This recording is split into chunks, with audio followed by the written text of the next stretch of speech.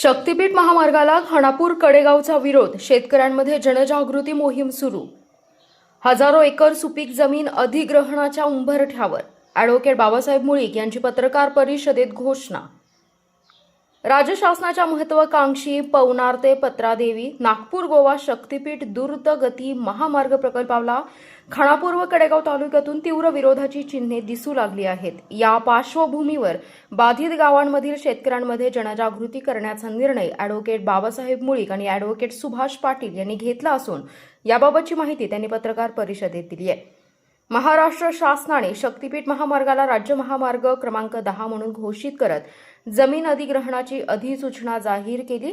या महामार्गाचा प्रस्तावित मार्ग खानापूर भागातील माहुली, वलखड, चिखलहोळ, भाग्यनगर, नागेवाडी, घाणवड, हिंगणगादे, विटा, भाळवणी तसेच कडेगाव तालुक्यातील नेवरी, आंबेगाव, वडी, रायबाग, वांगी, शिरगाव, देवराष्ट्रे, कुंभारगाव या गावातून जाणार आहे। त्यामुळे हजारो एकर सुपीक जमीन अधिग्रहित होण्याची शक्यता आहे।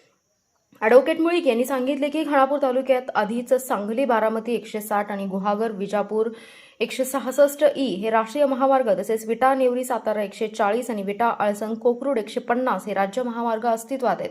याशिवाय काही प्रमुख रस्त्यांचे रुंदीकरणही सुरू आहे। कडेगाव तालुक्यातही राष्ट्रीय व राज्य महामार्गाची सुविधा उपलब्ध आहे। त्यामुळे नवीन महामार्गासाठी पुन्हा जमीन अधिग्रहण करण्याची गरज काय असा सवाल त्यांनी उपस्थित केला।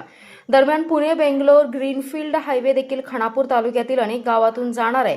तसेच सांगली जिल्ह्यातील नागपूर रत्नागिरी राष्ट्रीय महामार्ग ही प्रस्तावित आहे। अशा परिस्थितीत आणखी एक महामार्ग स्थानिक शेतकऱ्यांसाठी अन्यायकारक ठरणार असल्याची भावना व्यक्त होतीये।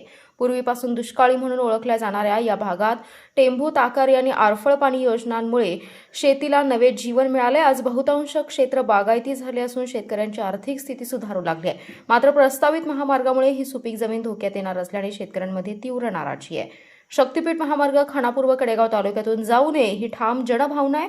बाधित गावांमध्ये जाऊन प्रत्यक्ष चर्चा करून शेतकऱ्यांना वस्तुस्थिती समजावून सांगणार आहे। त्यानंतर पुढील आंदोलनाची दिशा ठरवली जाईल असं ॲडव्होकेट मुळीक यांनी स्पष्ट केलंय। या पार्श्वभूमीवर लवकरच व्यापक जनजागृती मोहीम राबवली जाणार असून स्थानिक पातळीवर या प्रकल्पाविरोधात संघटित आंदोलन उभं राहण्याची शक्यता व्यक्त केली जाते। Special report power Marathi news.